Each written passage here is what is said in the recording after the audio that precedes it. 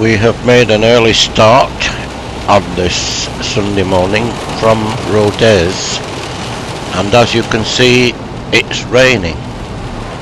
We need to get back this evening to our overnight stay near Brive. Our first scheduled stop is the Abbey at Conques, which is just at the end of that first little arrow at the bottom right.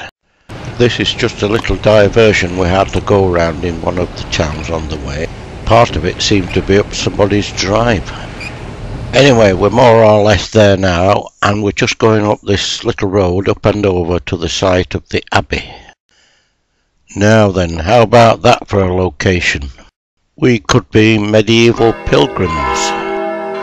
You can imagine, can't you, that this must be the sight that greeted those medieval pilgrims when they arrived after a long day's march. I've no doubt there have been some changes, but basically it must be very much the same. So what we do now is pretend that we are that pilgrim walking towards Conques. I hope the camera motion doesn't make you too seasick, but we'll give it a try.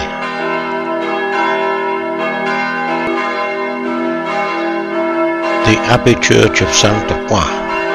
The Abbey was founded in the 8th century. Ah, look, there are some more pilgrims down there. Sainte-Foy was a young girl martyred at Agen in the early 4th century.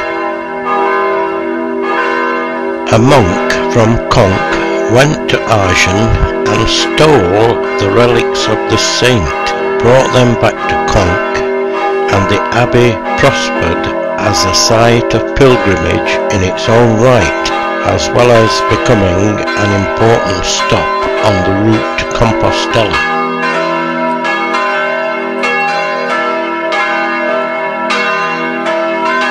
Some more pilgrims here, look, they're going the other way. We'll just ignore those funny shiny things coming into view now. They may be instruments of the devil.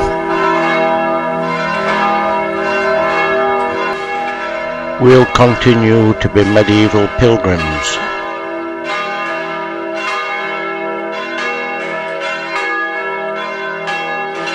Perhaps we'll look at this wonderful building with amazement.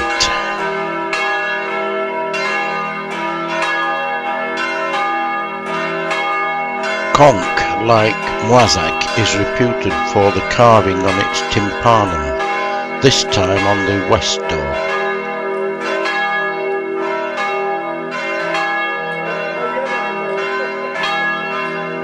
The carving on the tympanum represents the Last Judgment, a subject which it was ever advisable to keep in the minds of the peasantry. God is in the centre, with his right hand raised in blessing. Also represented are the Virgin Mary, Saint Peter, other saints, abbots and worthies. Sainte-Foy kneels in supplication. Abraham welcomes the elect into a celestial Jerusalem. The whole of the right side is devoted to the horrors of damnation.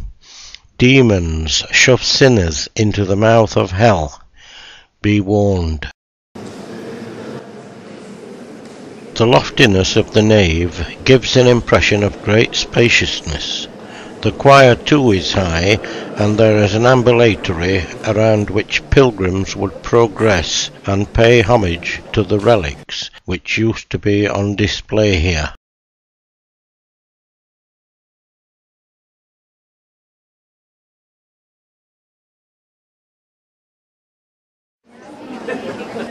So, with a last look at this medieval abbey and this medieval town, we must be on our way. We stop here for a couple of minutes to look at this bridge over the River Lot, which we have just crossed. And our next stop is Figeac, with, naturally, its open market. Figeac stands on the River Célé. It lived up to its description of an appealing town with an unspoilt medieval centre. And yes, you can peacefully wander through its narrow lanes, especially anyway on a Sunday. Just off Place Champollion here, you can find a supersized model of the Rosetta Stone. The Egyptologist Jean-François Champollion, who eventually deciphered it, was born locally. Down towards the river is the church of Saint-Sauveur. Like so many towns around here, Figeac owes its origin to the foundation of an abbey. This one again becoming quickly wealthy due to its position on the pilgrimage routes to both Rocamadour and Compostela, and presumably to Conques. Figeac endured the 100 Years' War, the wars of religion, etc., etc., and then came the Second World War. A local metal workshop was commandeered to manufacture propellers for, yes, German bombers. The local resistance destroyed this factory in 1944, and over 500 local men were shipped off to the concentration camps. This is a town not to be missed if you're in this area. Unfortunately for me, today is becoming a bit of a scramble. There is much I would like to see before getting back to our overnight stop at Usac, and we must leave. I have a list of about half a dozen small towns in this area which are reputedly worth visiting. The first one I managed to find was Beaulieu, or if you prefer, Beaulieu-sur-Dordogne. Look how weeny the Dordogne is here, so near to its source, compared to how we've seen it elsewhere. We'll look first at the church. Does it remind you a little of Moissac? It's another abbey church, this time Saint-Pierre. I did next find Collonges-la-Rouge, but it was so jam-packed with tourists I had to leave it. So, still in Beaulieu, I can say it's definitely worth a visit, but try and give yourself more time. After not seeing Collonges, I did catch a glimpse of a signpost to Turenne.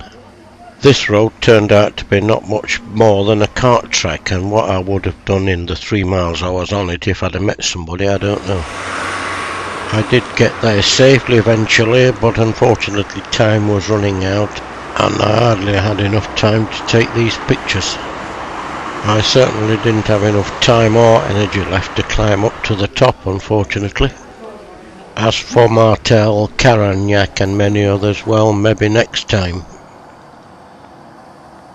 Back in Usac, a night's sleep, and next morning.